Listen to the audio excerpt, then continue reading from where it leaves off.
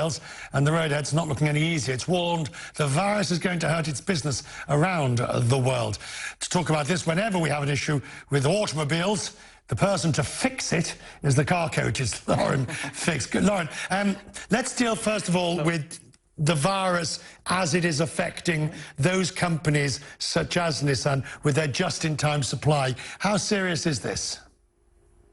It's pretty serious. You can't produce a car with only 99% of the parts. And if parts are in the pipeline and they've been delivered or they're stalled and haven't been delivered because there's no manpower to get them to the manufacturers, then you've got a problem. You've got stalling of already some Hyundai plants, a couple other manufacturers that, they're doing what they can, finding other suppliers, but sometimes you can't. If it's a nut and a bolt, sure. But if it's a computer or an airbag or something much more advanced, like something electrical or an interface, you're not going to be able to finish that vehicle. So therefore, that whole production line is stalled. Nissan has raised this, of course, and it's a legitimate concern, and we'll see that in Toyota and Ford and everybody else's numbers as they come out. But how much of all of their poor performance is Nissan's own problems?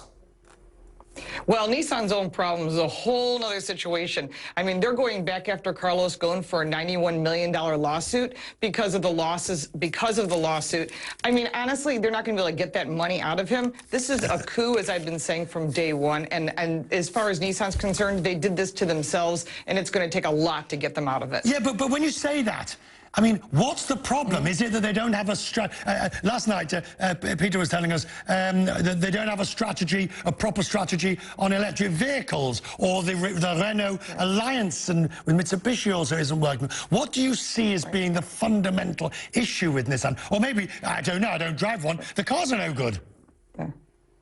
Well, I wouldn't say their cars are no good, because I don't think anyone's building crappy cars today. I think the thing is, they do have the Leaf, and it just hasn't sold as well as it could. The Leaf is their #1 electric vehicle. They were very early to market with that, and it doesn't sell on a global basis. Remember, you need to sell everywhere, not just in China. And in the U.S., we're still only 2% of electric vehicles. In Europe, they're still struggling. And you're looking even in some place like the U.K., where 90% of their vehicles are diesel and petrol. So they're not ready to move to electric, but still the big problem with Nissan is they have to start partnering and working closer with Mitsubishi and Renault, and that's an issue. Talk more about it. Thank you, Lauren, for putting it into perspective. Thank you. And so to